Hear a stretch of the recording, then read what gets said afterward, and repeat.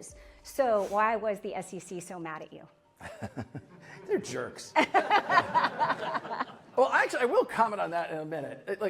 There is something inherent that's interesting. So a new thing comes along, and you take old laws and old regulations. You say, how do you apply those regulations to this new thing?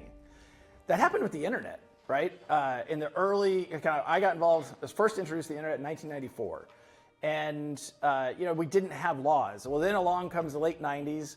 And yes, Al Gore didn't really invent the internet, but he did help create regulation around the internet. And there was something in 1996 called the Telecom Dereg Act, which provided certainty about how these technologies would be regulated.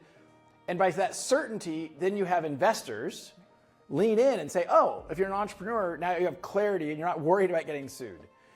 Crypto was kind of clamoring for the same type of thing. Like, how do we make sure that we understand how these will be regulated? What laws we need to follow, because the point I have made time and time again, the vast majority of people I know in crypto, they want to be good actors, but you got to give them the rules of the road. And if you won't give them the rules of the road, then that makes it hard. So the United States Securities Exchange Commission, which of course regulates securities, they took the contention that XRP, the digital asset kind of native to our technology stack, that was a security and not a currency or not a commodity. It was a security. Okay, so what does that mean? We're in the School of Business. Well, if it's a security, typically that means you have right, title, or interest in a company. Now, if you went out and bought XRP, you did not own shares of Ripple. Ripple is a private company, today still a private company. We raised venture capital in 2012, 2015, and 2016, and we issued shares. Those are securities. And those are things that give the rights to vote on who's on the board of directors, or should there be dividends, and all those kinds of things. XRP is more analogous to Bitcoin. There isn't a company. Ripple cares about it a lot. We own a lot of XRP, but we can't control it because it's open source. So the SEC took the contention and they sued the company, saying, you have been selling unregistered securities. That's illegal. You can't do that. Now, it isn't a criminal issue, but it's a parking, a parking ticket kind of thing. In this case, the parking ticket would have cost a lot of money. And we were kind of like, wait a minute.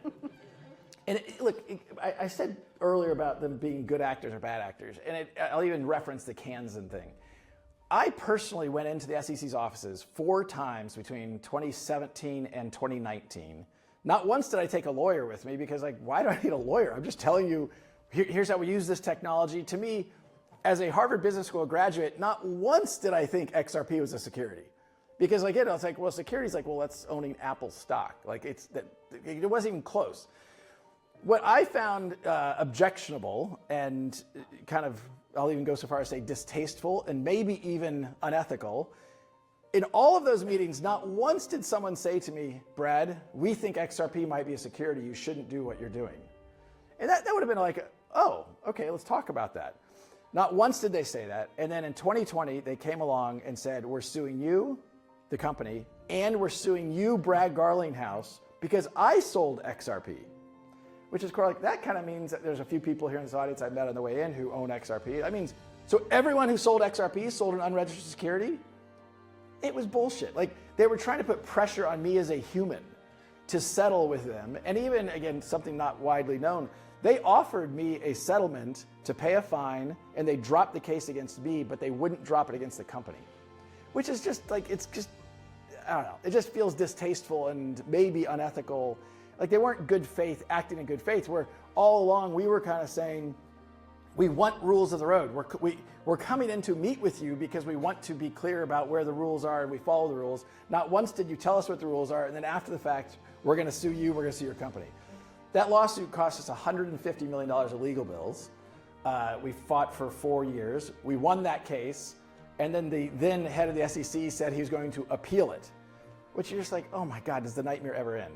Yeah. Now he was in, because of when Trump won, he appointed a new head of the SEC who has taken a totally different perspective on crypto and constructively kind of leaned in a way that I think has been good for the industry. If we want this industry to succeed in the United States, we need that type of engagement. I want to think about